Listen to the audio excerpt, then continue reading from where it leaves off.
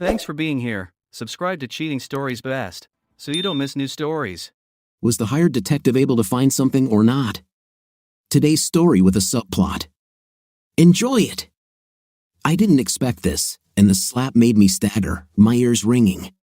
What was that for? I shouted. Wait, I need to go back a few weeks and explain a few things, otherwise, nothing will be clear. I entered the house through the garage and went into the kitchen a little after 4 o'clock in the afternoon, when I usually return from work. The company I work for has several clients in the UK, so I start work at 7 o'clock in the morning every day to give myself time to cross paths with them. It took me a while to get used to the schedule, but now I love it. When I walked into the kitchen, I instinctively glanced at our message board, but the only note I saw was working late. Damn, I guess I'll have to eat dinner alone again. When Ann and I were first married and living in that small apartment, we hung a chalkboard on the kitchen wall to coordinate our schedules. When we bought the house, we continued this tradition. At first, we left each other embarrassing love notes. I remember leaving her a message one day. "I can't wait to get home from work, Cookie. I already miss you." When I got home that afternoon, she texted, "I miss you more. And don't call me Cookie." We first met in a small bakery, and that's when I started calling her Cookie. Now that she was successful, she didn't want others to know my nickname for her, but it was hard for me to break the habit. Yes, I know that the notes and the nickname sound a little saccharine, but they meant a lot to me, especially now when the syrup in our relationship seemed to have lost its sweetness. Lately, I've been lucky if I can find a quick message about what she'll be doing and when she'll be coming home, or, as today, simply working late. I'm not naive. I know that even the most brilliant gems lose their sparkle over time, and that routine and familiarity can dull the spark of new love. But over the past year, I've felt that it's not just routine that's changing in our relationship. It wasn't just that we stopped leaving love notes for each other, it got to the point where we almost never spent time together. My work schedule was part of the problem, of course. On weekdays, I left for the office long before she got out of bed, but her work made the problem worse. You see, Ann is a realtor, and although her office is open during regular hours, she is actually at the mercy of any seller or buyer who wants to make an offer on a house at 9 p.m. and will come to you to help with the documents. Selling your home, and is organizing an open day that will keep her busy all day on Saturday or Sunday. You get the picture. But that's not all. 2 years ago, Ann decided to run for a seat on the city council in our district. I did my best to dissuade her, but her friends and colleagues continued to encourage her. I wasn't too worried at the time because our longtime counselor got 2/3 of the vote in the last election. But midway through the campaign, his wife suffered a stroke and he withdrew his candidacy to care for her. Before I knew what was happening, my wife took a seat on the city council. This, of course, led to a new burden of responsibility for her. It wasn't just the monthly council meetings. Soon Ann also began meeting with constituents, participating in task forces, and doing everything that elected officials do. When I stood at the hotel podium with her on election night and saw how happy she was with her new responsibility, I was proud of her success. I was happy for her. But as the weeks passed, the time we spent together continued to dwindle. When I tried to raise the issue, she became defensive, accusing me of being jealous and not being supportive. This would all be bad enough, but over the past year, I have noticed a change in her attitude. It wasn't just that she seemed colder to me lately. When we were together, I felt her condescension bordering on contempt. Nothing explicit, understood, just a feeling that I had. With so much time spent alone, I've been thinking a lot about our situation. No wonder it sent me to a bad place. I was irritated at the loss of time together and resentful of the demands on her that stood between us. I still remember one evening when we began to show tenderness to each other. We had just gone to the bedroom when the phone rang. You guessed it, it was one of her real estate clients with an emergency that she needed to solve. Even today, it still irritates me.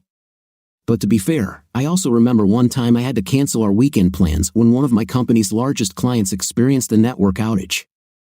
Now, I was sitting at the kitchen table, trying to figure everything out. Maybe I'm being unfair to Ann. Maybe I'm just jealous because other people need so much of her time. But as a network engineer, I've learned to identify problems based on seemingly minor symptoms, and my instincts tell me that there are more factors at play here than I have considered so far. It wasn't just our crazy schedules that caused me discomfort, it was her attitude towards me. When she first became a counselor, she was so eager to tell me everything that was going on in the council and in the mayor's office. But now, she never mentions it. Was it that the newness had lost its appeal, or had she decided that I was simply not worth talking to? This thought really stung. Suddenly, a dark thought struck me. What if she was having an affair? I immediately rejected such a vile idea. My cookie would never deceive me.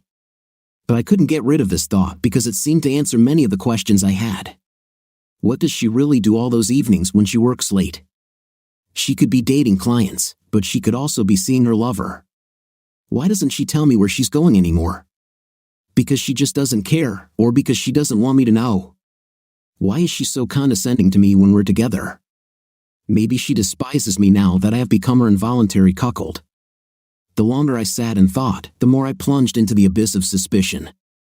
I had to do something to stop this train of thought before I did something stupid and irreversible. So, I got up from the table, put on my old work clothes, and took out the lawnmower. I worked on our lawn until it was too dark to see. Physical exercise helped a little. I still couldn't help but think about the situation, but I calmed down enough to come up with a plan of action. When problems start to arise on the network, the first thing I do is run a series of tests to find the cause. I need to do the same with my marriage, diagnose and find out what went wrong. Over a dinner of leftovers, I thought about what diagnostic tools I could use.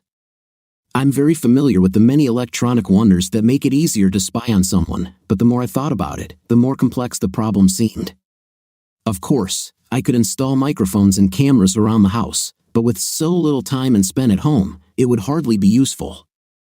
I was worried about the time she spent away from home. I thought about putting a tracker on her car, but what's the use? Between property showings and board meetings, my wife was on the move more often than not. Is there parking at the hotel she always attends? Dinners and meetings were often held in hotel conference rooms. Miniature recording devices? Trying to listen to all the phones she uses? Nothing seemed promising. I knew the answer but didn't want to use it because I thought it would be expensive. But hiring a professional was clearly the right decision. So, I sat down at the computer and started looking for detective agencies. Well, that didn't help. There were dozens of them.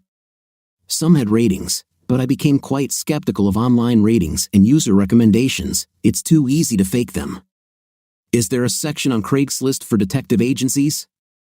Angie's List? Crap. Then, further in my search, I noticed a post about a Channel 9 news story. When I clicked on it, I discovered they had done a story about local detective agencies a year ago. Channel 9, huh? I studied with Amy Howard, a girl who is now the station's news director. We even dated for a while in college. It wasn't serious, but we parted as friends. I called her. Hi, Amy, long time no see. Any chance you could have a beer with me after work today? She was pleasantly surprised to hear from me. I think I can get out, Dave. It's a quiet news day, so unless something big happens, I'll be there. When she walked into the bar, I remembered why I was attracted to her. She was still as attractive as when we were dating, but now she had the confident style of a successful professional. It suited her. We chatted for a while, discussing mutual friends and our lives after college. Eventually, I subtly changed the subject.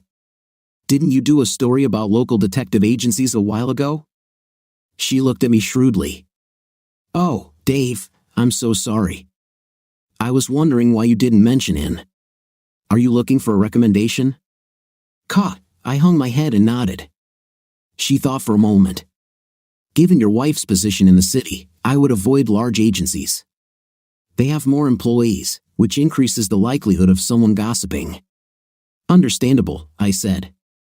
And you probably don't need a single-member agency because getting what you need at the right time can be a challenge. It's difficult for an owner to juggle more than one or two things at once. I nodded. That made sense too. So, if you're looking for something in between, we've gotten good reviews about the master and agency. They're not the cheapest in town, but clients we've spoken to say they're thorough, professional, and get results in a reasonable amount of time. She paused. Dave, the private investigator business is a little dirty by nature, but you could do a lot worse than going to Masterson. It seemed reasonable to me, so I thanked her. But when I got up to leave, she reached across the table and squeezed my hand. I was glad to see you, Dave. I hope you succeed. Keep me posted. I promised her that I would. On the way home, I thought about our conversation. Damn, so much for keeping my family problems a secret. I just hope Amy will be careful. Her recommendations still seemed reasonable. The next day, I called Masterson's agency to set up an appointment. As luck would have it, the woman I spoke to said I could meet Mr. Masterson himself if I could come in the morning. I'll be there, I promised. Surprisingly, I returned home on time that evening, and we had dinner together for the first time in days. Considering what I was about to do, I was nervous about having to carry on a conversation with her, but there was no need to worry. She spent the entire evening indignantly discussing the impudence of a businessman who was thinking about opposing her in the next election. I didn't have to say much or pretend. The next morning, I got up early and skipped breakfast to avoid being late for the meeting. After leaving a note for on our message board, I got into the car and drove downtown. To my surprise, the traffic was light, and I arrived earlier than expected. I double-checked the address of Masterson's agency and realized it was located next to my favorite coffee shop, Stranger Brew. When this place opened 10 years ago, there was a lot of talk about the name and its meaning. Some people believed it reflected the unique blend of homemade coffee. Others swore that the new owner was a former hippie with a sense of humor. But I checked the records at Town Hall and discovered the owner's name was Joe Stranger. Either way, Stranger Brew was much better than the big coffee chains, in my opinion. Apparently, I wasn't the only one who liked this place. Even at this early hour, I was lucky to find a place. As I sat sipping my coffee and eating my breakfast sandwich, suddenly there was a commotion at the table next to me. I looked up to see a large, red-faced man yelling at a young Hispanic woman sitting alone. "Are you finished yet? What right do you have to occupy a table when other people want to sit down?" The young woman sat silently, clearly stunned by the man's sudden outburst. This seemed to anger her accuser even more. "You're a damn Mexican, aren't you? I bet you're illegal. First, you come and take our work, now you occupy a table in my cafe. Why don't you swim back home across the Rio Grande where you belong?" He reached out and knocked her coffee onto the floor.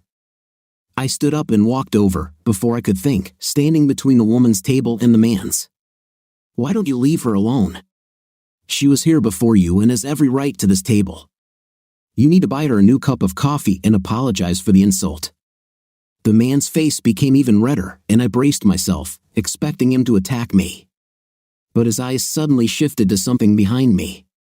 When I looked back, I saw the owner standing there. Joe isn't a big guy, but he was holding a snub of a pool cue. "You," he barked at my opponent, "leave my cafe and don't come back. You have no right to try to bully one of my clients, and I certainly don't need your business." I thought the man would decide to start a fight, but he looked at Joe's cue, then back at me, and finally decided not to risk it. "Okay," he shouted as he left the cafe. "I'm glad to leave. This place sucks anyway." When the noise died down, I turned to the shocked woman. "I'm so sorry this happened, Mississippi. Can I buy you another cup?"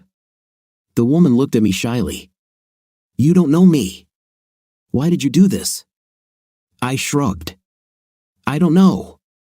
I guess I hate bullies and racists." She smiled and extended her hand. "Well, I'm Maria Elena Alvarez, and I'm very grateful for what you did. There are many people who don't share your feelings, and even fewer who will step in to help a stranger. Please, Maria Elena, I'm David Davis, and I was just glad to be able to help." Joe immediately returned with 2 cups of coffee. "I brought a fresh cup for each of you. I apologize for what happened, and I hope that you will feel comfortable coming here in the future." We assured him that we would be back, and then Maria looked at me. "Do you mind having coffee with me? This will free up your table for others. If you'd like some company, I'd be happy to join you." I sat down with her, and we started chatting while sipping hot coffee from paper cups. She shook her head sadly. It was only by chance that I ended up here. I'm starting a new job nearby and came early so as not to be late on my first day. She took another sip and looked at me. Do you come here often? Not as often as I would like. Actually, I have a meeting this morning about some, personal matters and I didn't want to be late either. She nodded and then looked at her watch. Actually, I should probably go. She stood up and extended her hand again. Thank you again, David, for coming to the rescue. It was nice meeting you, and I won't forget what you did. I shook her hand and watched her walk out the door. After taking another sip of coffee, I decided it was time to go. Leaving the cafe, I walked along the sidewalk in the direction of the Masterson Agency address. Looking up, I noticed Maria walking ahead of me in the same direction. When she stopped at a traffic light, I caught up with her at the intersection. She noticed me, smiled, and nodded. After crossing the street and walking a little further, she looked back and saw that I was following her. A frown appeared on her face. Damn, I don't want her to think I'm stalking her. Then, to my amazement, she walked into the lobby of the same building I was heading to. I deliberately waited a little longer, hoping she would leave when I entered. But when I opened the door, I saw her standing in the lobby with her arms crossed and a worried expression on her face. Listen, she said as I approached her hesitantly, I really appreciate what you did in the cafe, but that doesn't mean you have the right. No, I interrupted. I promise I'm not stalking you, at least not intentionally. I just have an appointment in this building.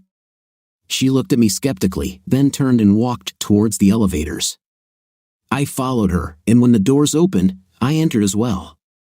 She pressed the button for the 4th floor and then turned to me questioningly. I'm going to the 4th floor, I said helplessly. She frowned again but didn't say anything.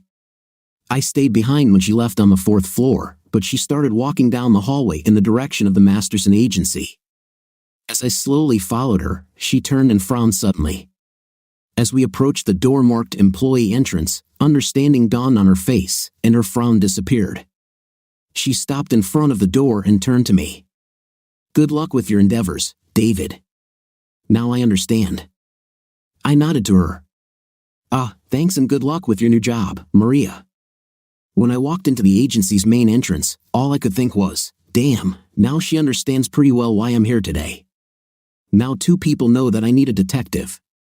After giving my name to the receptionist, I was soon ushered into Bradley Masterson's office. Well, Masterson said. I don't know how good the agency is, but at least I'm meeting with the main guy, and that means something. If anyone fits the Masterson name, it would be him. He really looked commanding. I'm a little taller than average, and when he stood up, I had to lift my head to look at him. Plus, he was built like a defensive lineman. I felt a little intimidated when we shook hands and I began to explain why I came to him. He quickly put me at ease with his professionalism. Skillfully, he walked me through a series of questions about my wife, my suspicions, her habits, and a number of other factors I probably wouldn't have thought of. This guy really knows his stuff. After half an hour of discussion, he sat back in his chair. The fact that your wife is on the board actually makes things easier.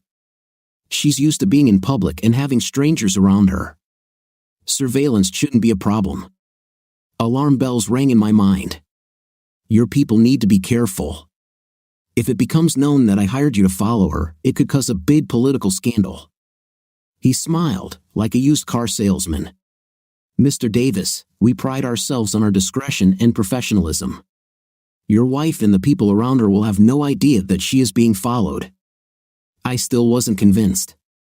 So, what methods will you use? Audio, video, GPS tracking? He leaned forward, crossed his arms, and looked at me with a piercing gaze.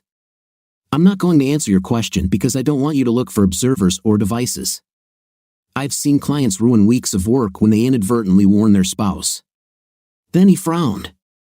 Moreover, I don't want you to try to do any surveillance on your own.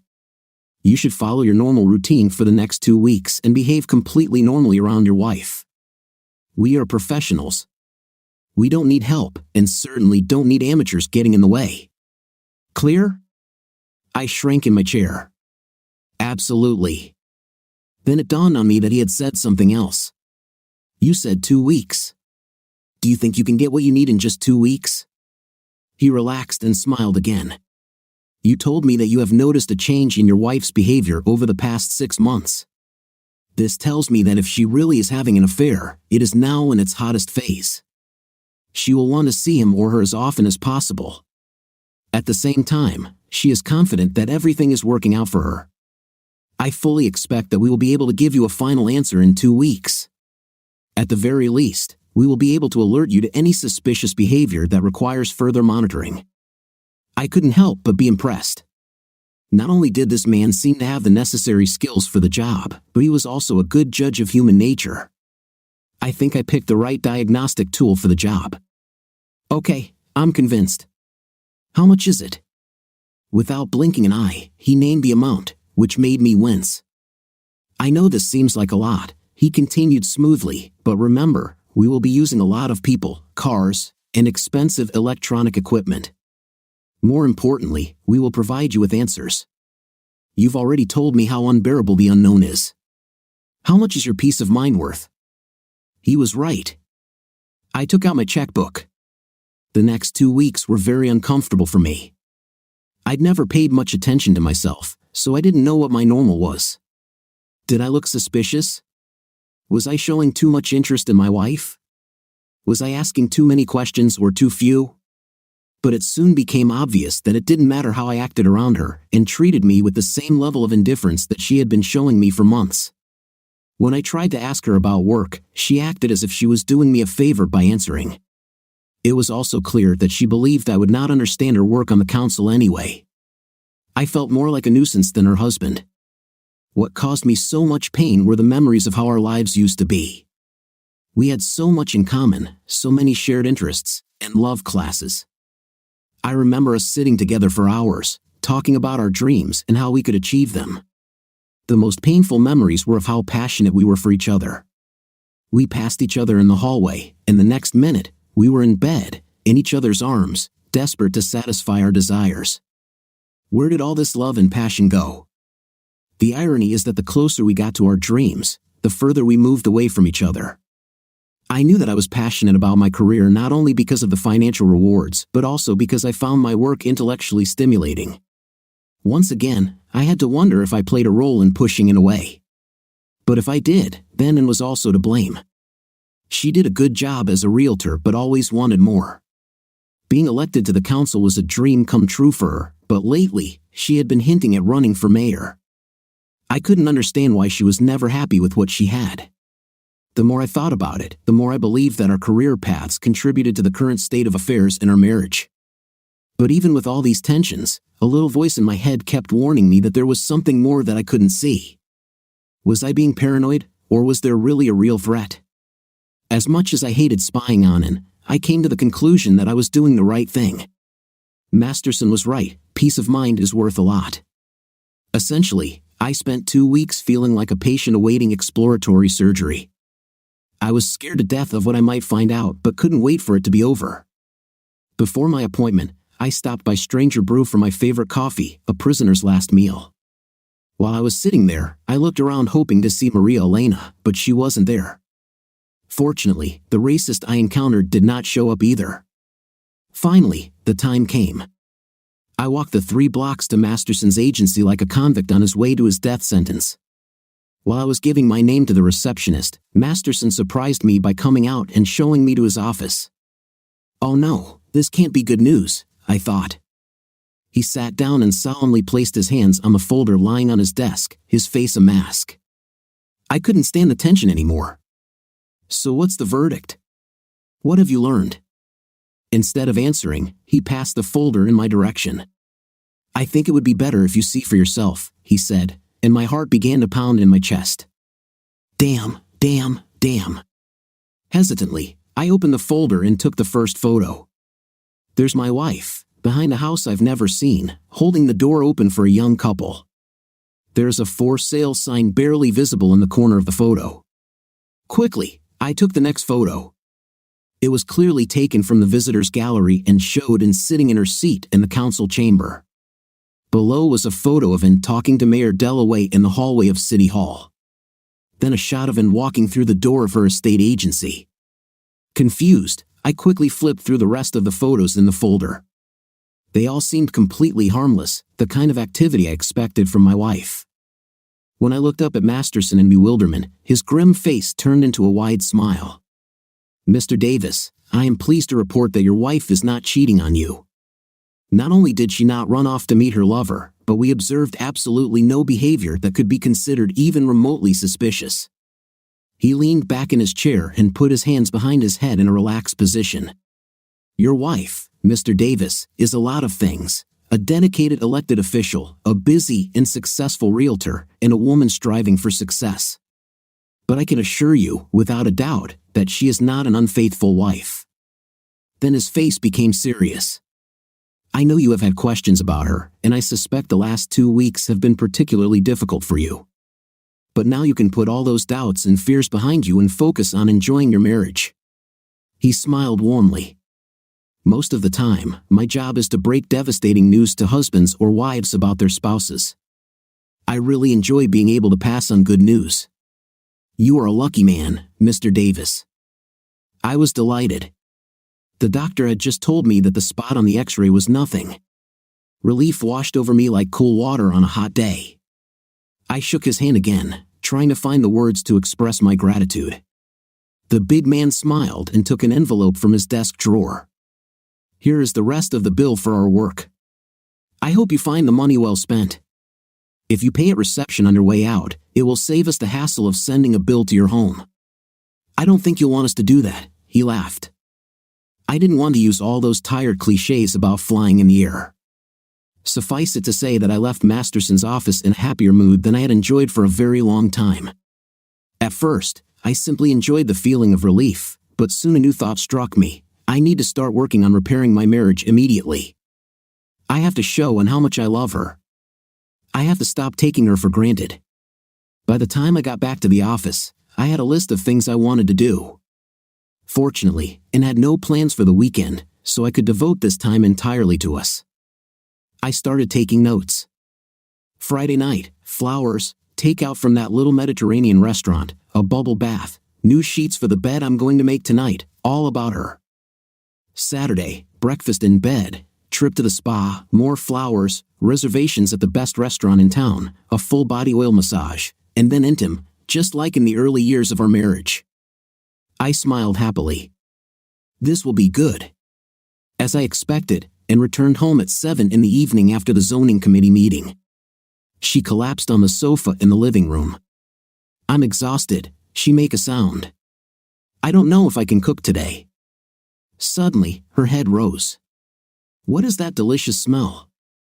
She looked around and noticed a flower arrangement in a vase on the coffee table. "Where are these flowers from?"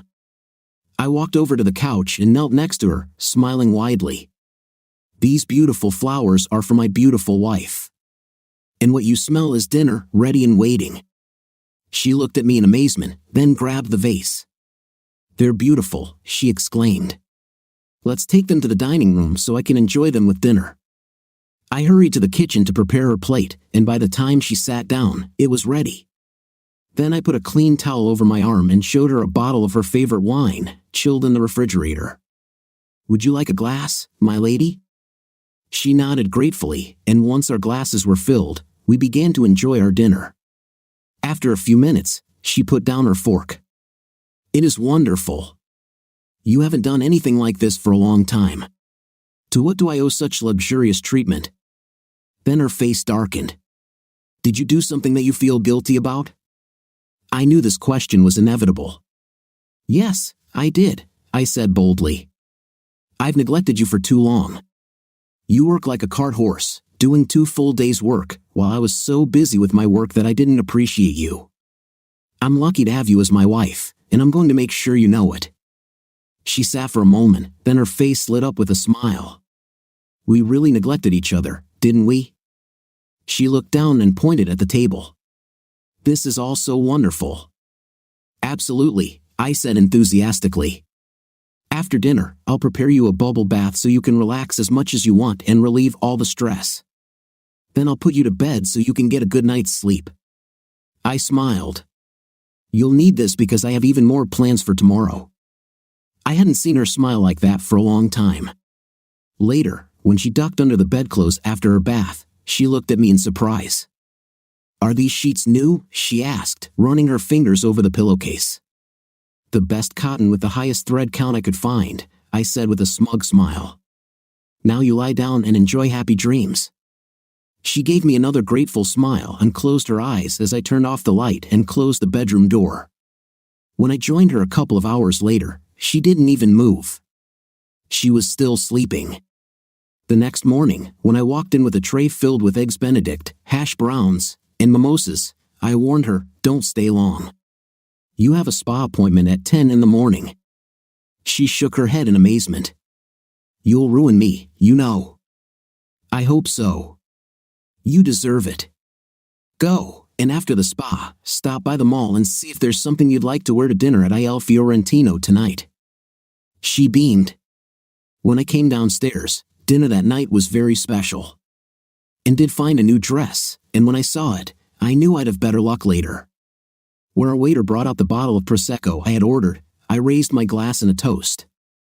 To a wonderful woman who made me the happiest person in the world. She took a sip and then tilted her head questioningly. "Are you sure you're not guilty of anything, Dave? You don't have a mistress out there somewhere, do you?" I felt a pang because I suspected her of it myself. "Absolutely not, Cookie. First of all, I take my marriage vows very seriously. Secondly, I could never find someone who attracts me more than you." I took another sip of wine. "And I know you would never do that to me." "Never," she said and raised her glass to toast me. Our dinner was excellent, but we skipped dessert so as not to be too full for what was to come. We finished our second bottle of wine and were both a little cheerful as we walked up the stairs, arm in arm. When we reached the bedroom, she turned to me, slightly slurring her words, and said, "So, what's next, my dear husband?" After taking off her shoes, I pulled the covers off the bed and helped her stretch out on her stomach. Then we got love. We slept so long that we skipped breakfast and ended up going to brunch. I hadn't specifically planned anything special for Sunday because I wanted us to have a normal day. After breakfast, we returned home and went about our usual weekend activities. And went grocery shopping to stock our refrigerator while I mowed the lawn. Later that day, I sat down at the computer to check my email while and went to show a house to a potential buyer who had called from one of her listings. It all seemed normal and happy, like our lives together before. I was in a great mood as I drove to work on Monday morning. The Wooing Your Wife project had gone perfectly. I felt closer to her than I had in months, and I was pretty sure she felt the same. I even left a special note on her message board: "Cookies are delicious, cookies are sweet, cookies you make my life complete." Quite cloying, I know, but at that moment, I really felt that way.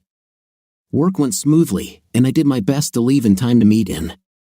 When I heard the garage doors open, I stood up in anticipation and smiled as she approached me. Slap. She hit me in the face so hard that I staggered, my ears ringing. "What was that for?" I shouted. "You an idiot," she shouted at me. "You spied on me. You hired a detective agency to follow my every move, take pictures of me. You don't trust me. Oh damn, this is no good." She stood with her fists clenched at her sides, her face red with anger. "I can't believe you disrespect me so much. Do you have any idea how humiliating it is to find out that your husband doesn't trust you?" She stopped to catch her breath. "Well, what do you have to say in your defense?" What could I say? She was absolutely right. I didn't trust her. I hired someone to keep an eye on her. How could I fix this? I stood there like an idiot, desperately trying to think of something that would save the situation. "But I trust you, Cookie. I know you've been faithful and honest." "Of course you trust me." After following me for 2 weeks, her face became even more distorted. "And don't ever call me Cookie again." All I could do was stare blankly at the floor. My silence only angered her more. I guess I was right about this weekend. You were only so sweet because you felt guilty about what you did. "No, and it's not like that," I began, but she interrupted me. Well, if you didn't feel guilty, then you should have done it, she said. Tears of rage flowed from her eyes as she looked at me. I've never been treated so horribly in my life, and it was my own husband who did it. She turned sharply and headed toward the stairs. I can't even look at you right now. With these words, she loudly stomped up the stairs, and I heard our bedroom door slam shut. I sank down on the sofa, burying my head in my hands. This is terrible. This is the worst. What can I say? What can I do to make it up to her? I stood up and began to walk around the room, my thoughts spinning in my head. I didn't think flowers or candy would help now. I don't think there is any gift that I could give her to win her back. Oh, what if she finds out how much money I paid Masterson? Then she will definitely go crazy. My jaw started to hurt, so I went to the kitchen and put ice on it in a plastic bag. I deserved it. Hell, I deserve much worse. Then an even more terrible thought struck me. What if she wants to get a divorce? I really couldn't blame her. Why did I let my paranoia take over? I heard her walking upstairs and wondered what she was doing.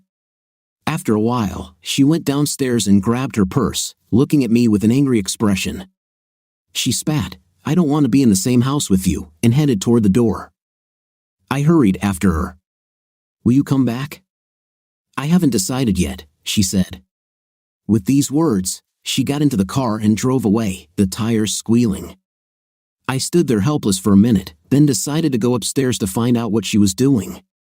At first glance, our bedroom looked normal, but when I noticed the guest room out of the corner of my eye, I understood everything.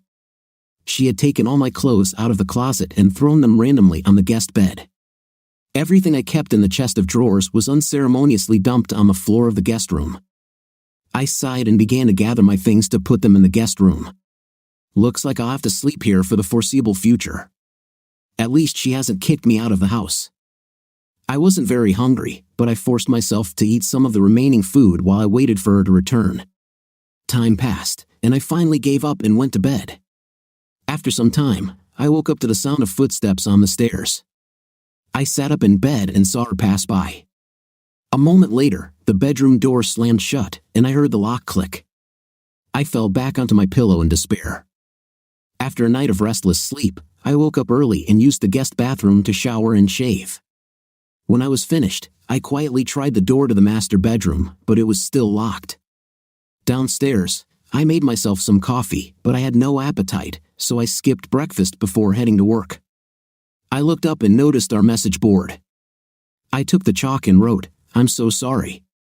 Can we talk?" There was a lot more that I needed to say, but I left it like that.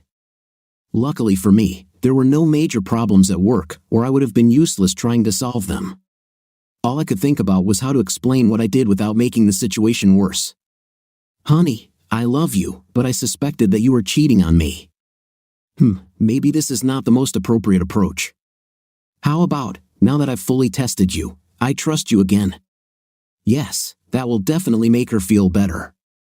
After agonizing over this for most of the day, I finally decided to tell her the truth. "Honey, I was afraid that we were growing apart, and I let paranoia get the better of my judgment." It was honest, and if I added a sincere apology to it, maybe it would work. I left work a little early, planning to be at the mercy of the matrimonial court when she returned home, but my hopes were dashed when I walked through the kitchen and noticed the message board. My request was erased, and in its place were written in large letters, "Go to hell." It didn't sound promising. However, I got busy preparing a delicious dinner for the two of us. Maybe we could talk over food. 2 hours later, it became clear how stupid this plan was. As I sat alone at the table, admitting defeat, I ate my dinner and put her plate in the refrigerator. I had just finished watching the late news when she came home. Heading towards the stairs, I couldn't resist. "I was worried about you, and I didn't know where you were." She looked at me with eyes like flint. "Why didn't you call your private investigator for the report?" she asked, sarcasm dripping from her voice. Then she went upstairs, and I heard the door to our bedroom slam shut. All I could do was sound. That night, the pattern of our relationship was established. We were in a state of Cold War, and there were no negotiations.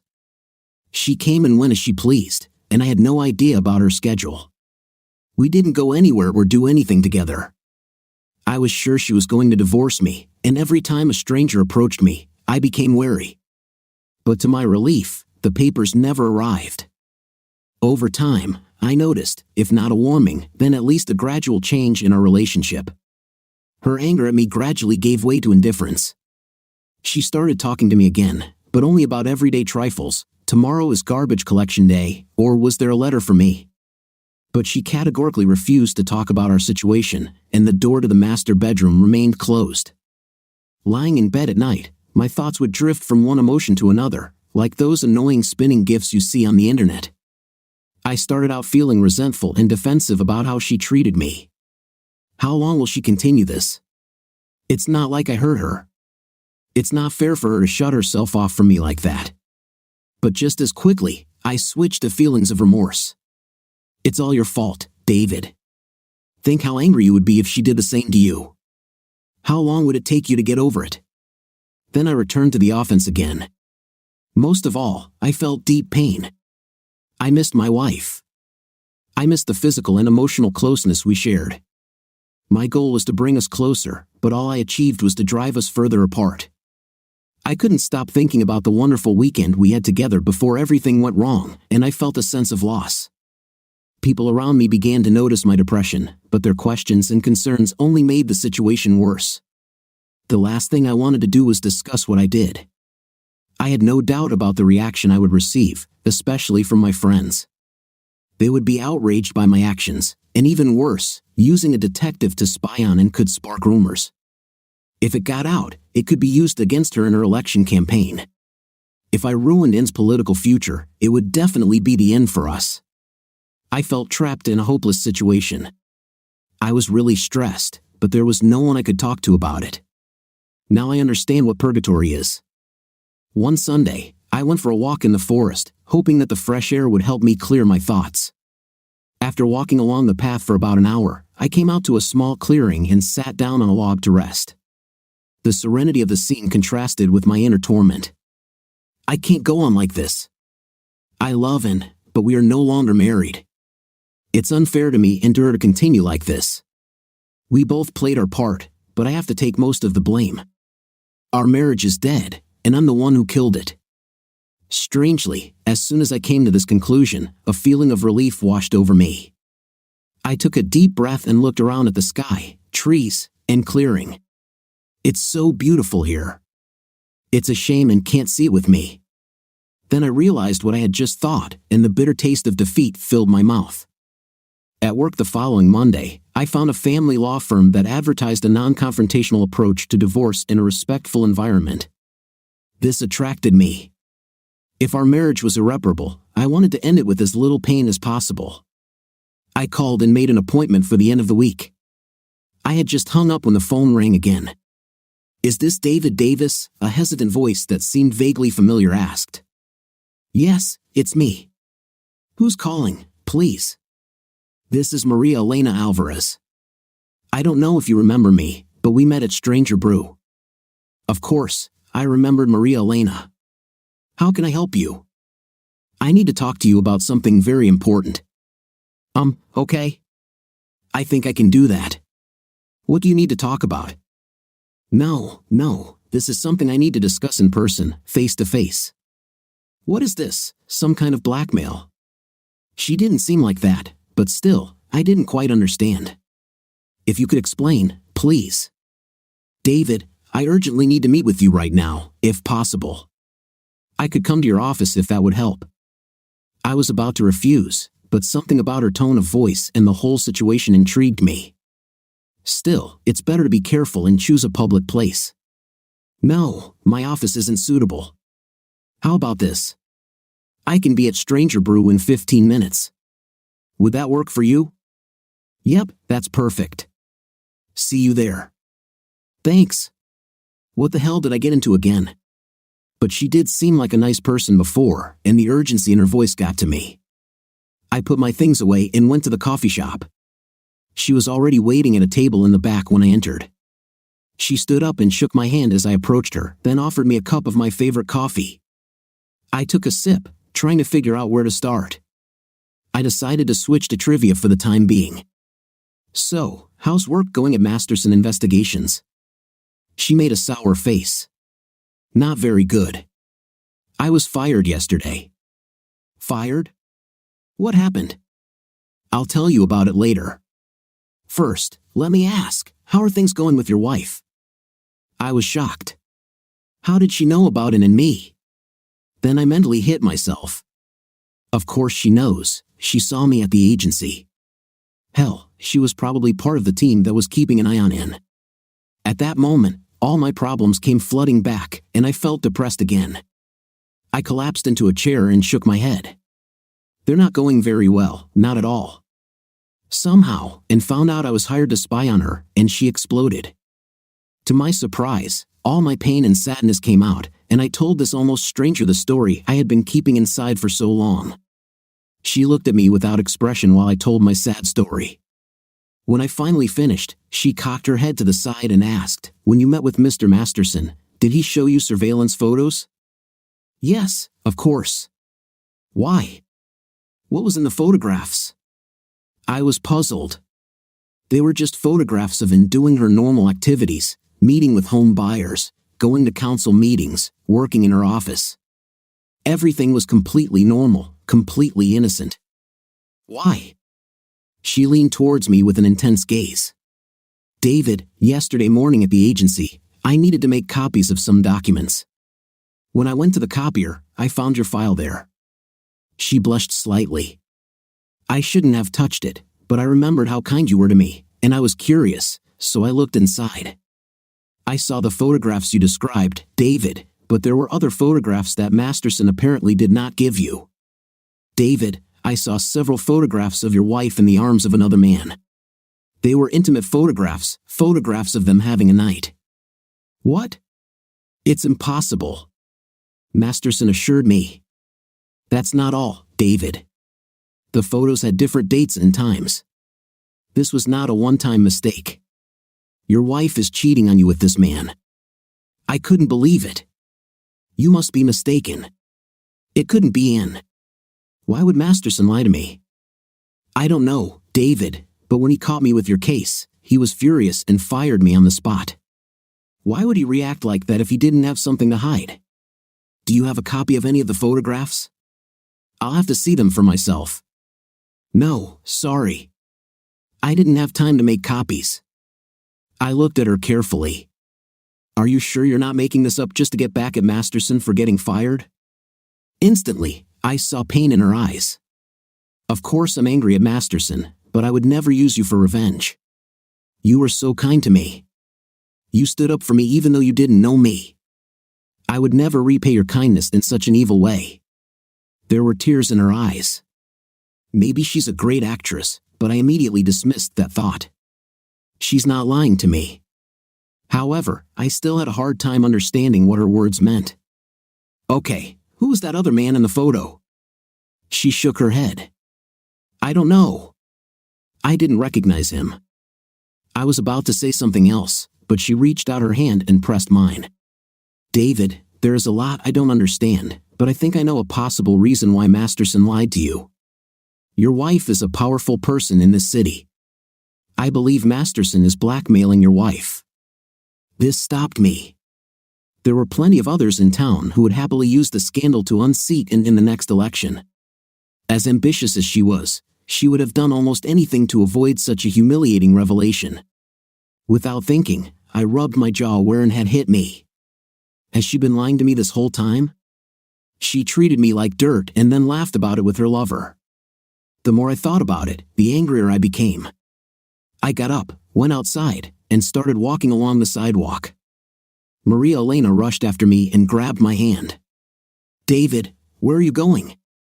"I'm going to Masterson right now to find out what's really going on." "Wait, David, stop and think about it. If I'm right, Masterson will only lie to you because that's the only way he can maintain his leverage over your wife. Besides, he's probably already removed those photos from your file and hidden them. You'll get nothing from him." She saw that I was hesitating and continued, "And the same thing will happen if you confront Ann. Do you really think she'll admit to anything? If you show them what I told you, they'll both say I'm just a disgruntled former employee. It'll be my word against theirs." She looked me sincerely in the eyes. "David, I swear to you that I am telling the truth. I hope you believe it." I studied her face and tried to understand my feelings. She's not lying. She's trying to repay the person who helped her. "I believe you, Maria Elena." I saw relief and gratitude on her face, but then she became focused. "There's one more thing, David. There's a reason I wanted to meet you right now. I learned something important yesterday. I saw Masterson's calendar. He has a meeting with your wife in half an hour. If you're willing to do a little snooping, maybe we can figure out what he's up to." "Yes, absolutely. Do you know where they meet?" I wrote it down. She handed me a piece of paper with an address in the suburbs, 2232 Magnolia Lane. "Why there?" I muttered more to myself than to her. "This is a residential area." I shrugged my shoulders. "I'll figure it out later." "Come on," I said. "My car is parked nearby." Soon we were driving to the indicated address. I was silent, but inside, I was seething. I felt so guilty for not trusting my wife, and now it turns out I had every reason to doubt her all along. And who was her secret lover? How long had their relationship lasted? How did Masterson even get involved? "Stop," I told myself. "Wait until you know for sure that and is cheating on you." Jumping to conclusions is what led to problems before. Yes, but that's because Masterson lied to me. It was difficult to keep myself under control. "Here it is," Maria Elena shouted when I drove past the desired address. I drove another block, turned around, and came back to park on the street 2 houses down. "Damn, this is a really nice neighborhood. Whose house is this?" I asked, more for myself than for her. As we approached the house, I noticed something I had missed earlier, a for sale sign from my wife's real estate agency. Suddenly, everything became clear. That's why they meet here. "This house is empty," I said quietly but insistently to Maria Elena. "The owners moved, and she tried to sell it for months." We hid behind the tall hedge that surrounded the property and headed towards the driveway.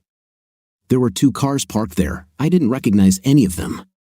"You stay here. I'll see if I can see them," I whispered. "I'll go too," she answered firmly. I shrugged. Together, we slowly made our way to the side of the house, staying out of sight behind the hedge. We heard muffled noises coming from the back of the house, and as we crept up, we saw French doors leading into what was likely the living room. We looked inside, and my adrenaline began to spike. There was an, wearing lingerie I'd never seen before, stretched out on the sofa, talking to someone we couldn't see from around the corner. Suddenly, Masterson walked into the room. I already knew he was a big man, now I found out that he was big in all places. I grabbed Maria Elena's hand and motioned for her to go towards the street. "I've never been so angry in my life," I hissed when we moved to a safe distance. "If he's blackmailing her, she sure as hell doesn't look too unhappy." "Shouldn't we take photos?" she asked. I thought for a moment and then smiled. "Oh yeah, we'll take a lot of photos and maybe get other people involved." I hurried to the for sale sign from his agency, pulled it out of the ground, and threw it behind the hedge, where it was out of sight. I then pulled out my cell phone and dialed 911. I wanted to report breaking and entering. I was walking down the street and saw 2 people breaking down the door at 232 Magnolia Lane. Yes, they are still there, probably robbing the house. If you hurry, you can catch them before they leave. I hung up without giving my name while Maria Elena looked at me with confusion, but I ignored her and called my friend at Channel 9.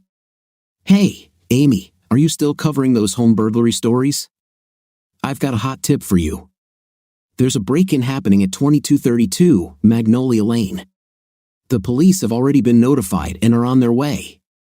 If you hurry, you can get some great footage." "Yes, 2232 Magnolia Lane." "No problem. I owe you one." "What have you done?" my companion asked. But I waved her question aside. "Let's go back and take those photos." When we returned to the French doors, and was still engaged in an intimate encounter with those men. To our surprise, another without anything man emerged from somewhere in the house. Maria Elena grabbed my hand. "It's the man from the photographs," she whispered. "Do you know who he is?" I nodded angrily.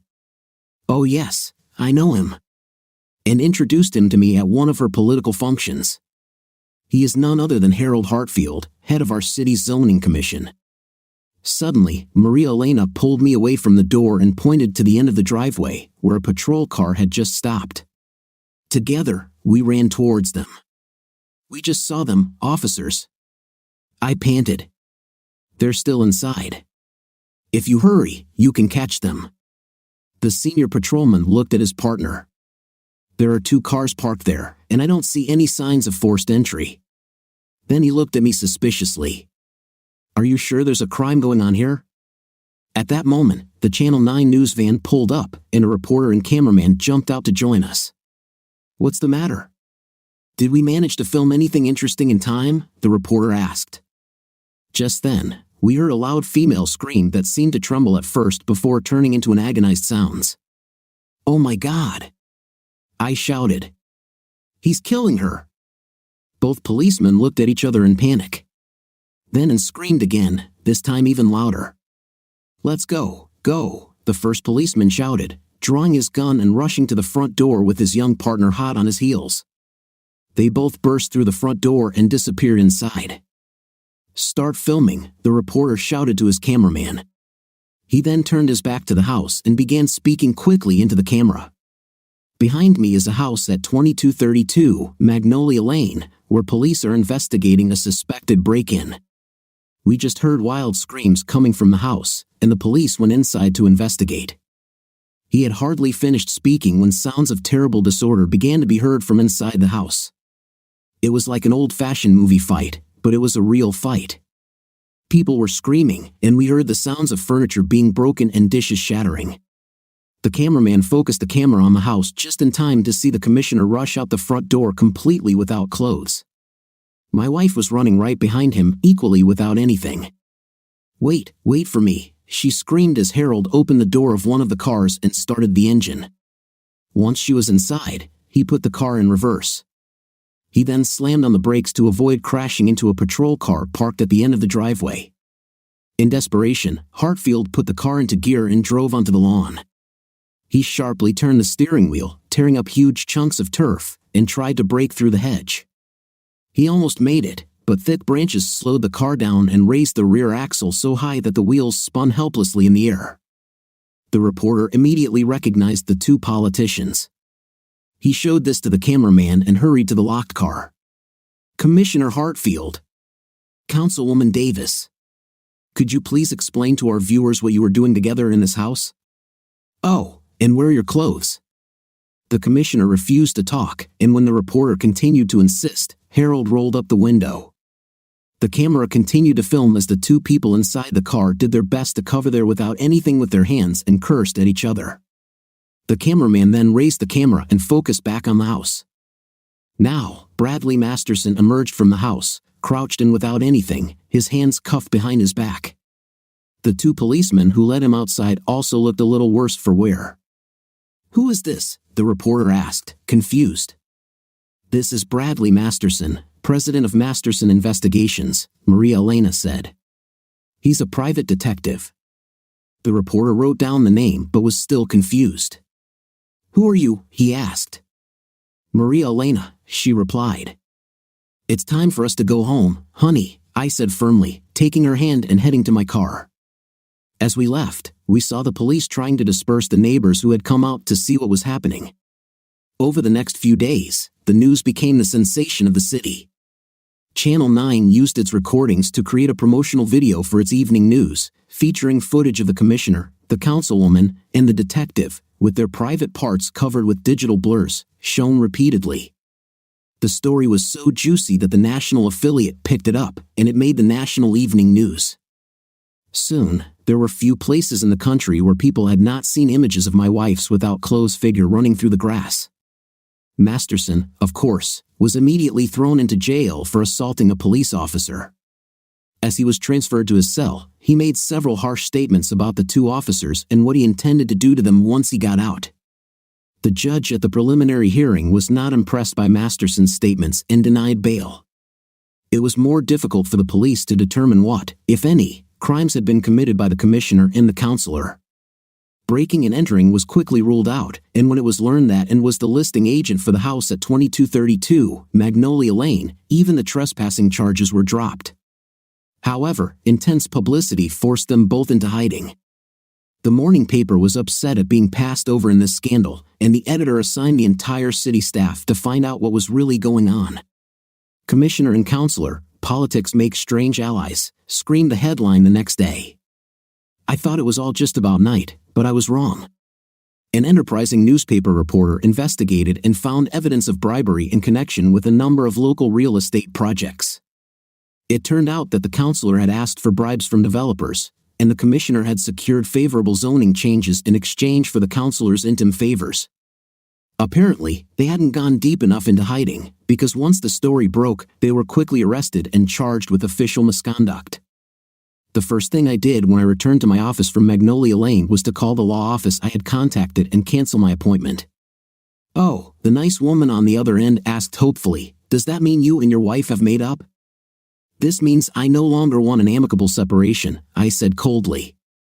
"I'm going to hire a real shark and get everything out of her." I guess it was inevitable that I would get caught up in this mess.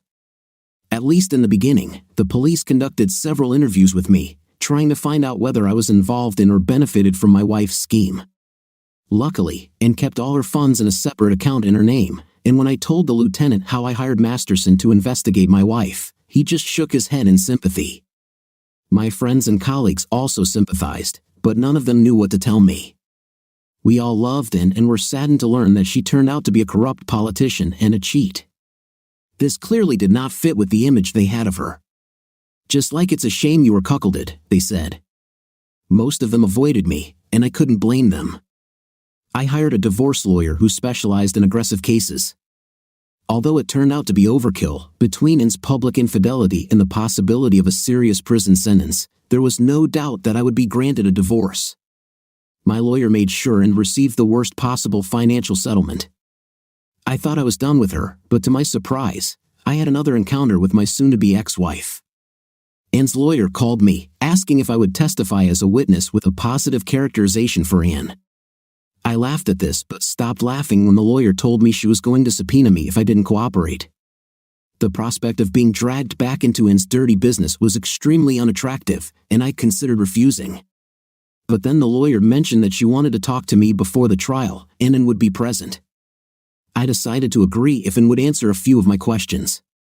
When I walked into the conference room at the law office, Ann was there with her lawyer. She was wearing one of those sharp suits she liked to wear to council meetings when she knew the television cameras would be present. I had to admit she still looked good, but when I peered into her face, I clearly saw that stress had left its mark. "Mr. Davis," Ann's lawyer began, "I understand that your marriage is about to be dissolved under difficult circumstances.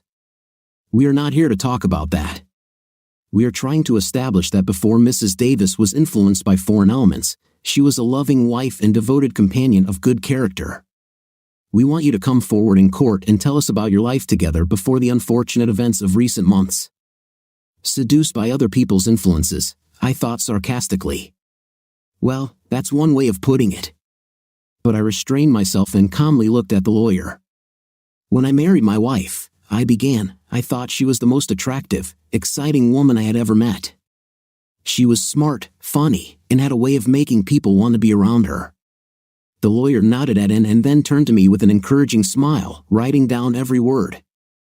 For the first 6 years of our marriage, Ann and I shared the same goals and dreams, and I felt like we were well on our way to achieving them. The lawyer interrupted me. "You mean the first 8 years, don't you, Mr. Davis? I understand you've been married 8 years. I ignored her and continued. "But since she was elected to the city council, my wife has changed. She has become an ambitious, manipulative person who only cares about herself and her own goals. She has grown increasingly disdainful of me and our marriage in pursuit of her own advancement. It was her growing indifference and contempt for me that ultimately led me to hire a private detective." No, Mr. Davis, this is not what we want," Ann's lawyer interrupted. "You need to." Virginia, and interrupted, "I told you it was risky. He was never going to help me." She then looked at me bitterly. "So why did you come here today, Dave? What do you want?" I folded my hands and leaned across the table towards her. "I want 30 minutes alone with you to ask you a few questions. Will you help me if I agree to this?" "Not a chance," she said. She looked at me for a few seconds, then sighed heavily and leaned back in her chair. "Okay, I think I owe you this. You have 30 minutes. "Are you sure?" asked Dan's lawyer. "It's okay. He won't hurt me." Shaking her head, the lawyer left the room, closing the conference room door behind her, and turned to me again. "Okay, Dave, what do you want to ask?" I had so many questions, but I decided to start with the most basic. "Why? Why did you do this?" Suddenly, she sat up straight, and her eyes flashed with anger. "It's all your fault, you know. I wouldn't be in this situation if you hadn't hired that detective to follow me." I was stunned. "My fault? How can this be my fault? You were the one who..." But she was so angry that she didn't even hear me. Everything was going so smoothly until that idiot showed up in my office with those pictures of me and Harold. "And you were the one who set him on me. I was so mad at you when I found out. I wouldn't have done this if you hadn't cheated on me with Hartfield." She grinned. "It wasn't an affair, it was just politics. Harold was a terrible lover. I only seduced him because he could get me the zoning changes I needed." I couldn't believe what I was hearing. "Why did you need zoning changes? You're not a developer." She shook her head as if I were the slowest student in her class. "I didn't need changes, but the big developers did. I needed their support to run for mayor. As I said, it was all political. So it was just for political support, right? Then why did you have over $1 million in your secret bank account?" She actually smiled sheepishly. "Okay, maybe it was a little bit about the money too." Then her expression changed back to anger. "But none of this would have happened if you weren't so damn nosy. I wasn't going to let her drag me into this trap. What about Masterson? What did he want? Half of what I got and half of what Harold got. Wait, you said Harold was only involved because you seduced him." Her face took on a strange expression. "Like I said, Masterson wanted half of what Harold was getting.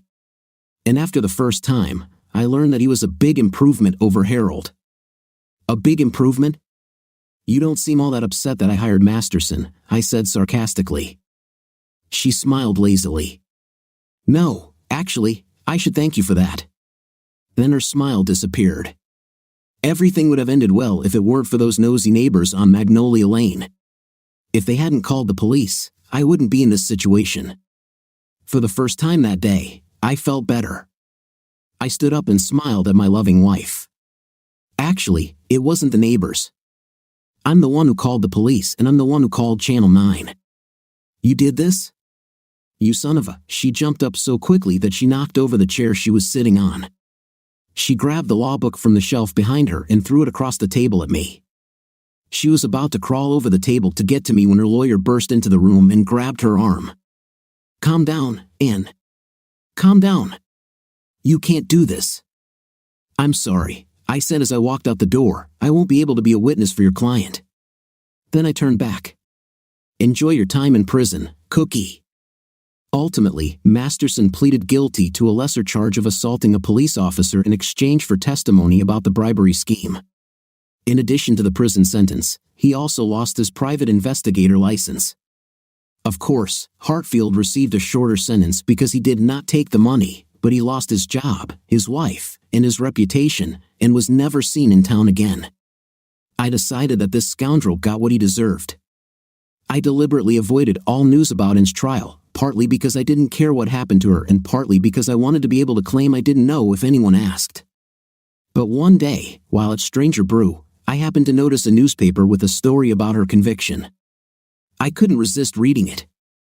I learned that Anne received 3 to 5 years in state prison and a $125,000 fine for soliciting illegal compensation. I was also pleased to learn that she now faces federal charges of evading taxes on her personal foundation. Clearly, the fact that the state had confiscated her ill-gotten gains was not considered a mitigating factor by federal authorities.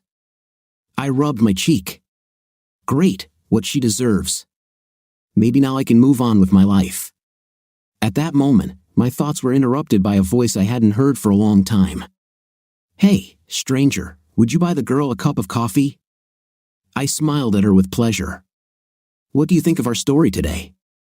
I thought that the husband hired the detective for nothing and should have trusted his wife, but at the same time you need to check the loyalty of your loved one sometimes. What's your opinion? Write in the comments. Until new videos.